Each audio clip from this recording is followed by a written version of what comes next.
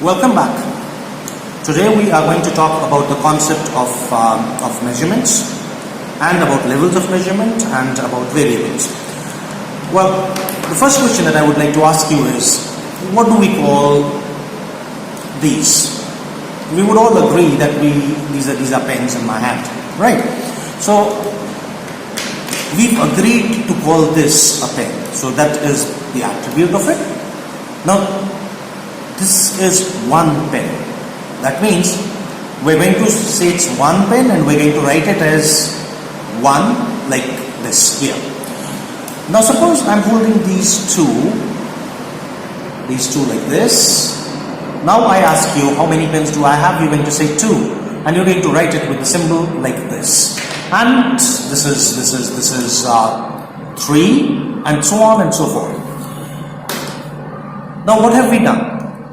See, what we have done here is we have assigned a symbol to an attribute, a physical attribute, any attribute that can be assigned a symbol depending on an agreed upon method of measurement by us, right? So basically measurement is simply a means of assigning symbols to the attributes. Now there are 4 levels of measurement. What do we mean by those? The first level of measurement is nominal, by name only. That means, gender, male, female, the state to which you belong, or the region, east, west, north, south.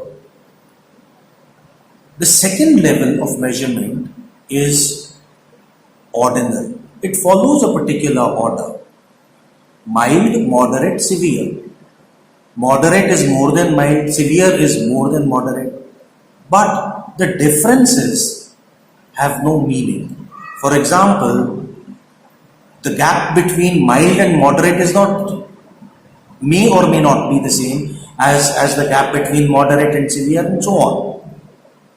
Between level 1 and level 2 may not be the same as between level 3 and level 4, level 4 and level 5.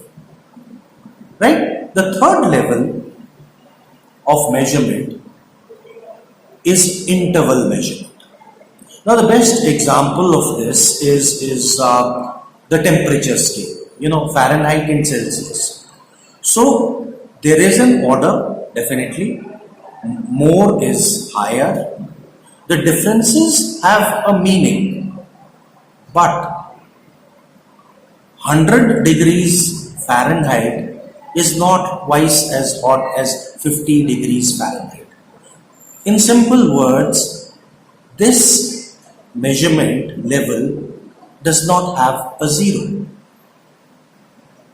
And the last level of measurement is ratio level of measurement, where 50 is twice of 25, that means 50 kgs is twice of 25 kgs.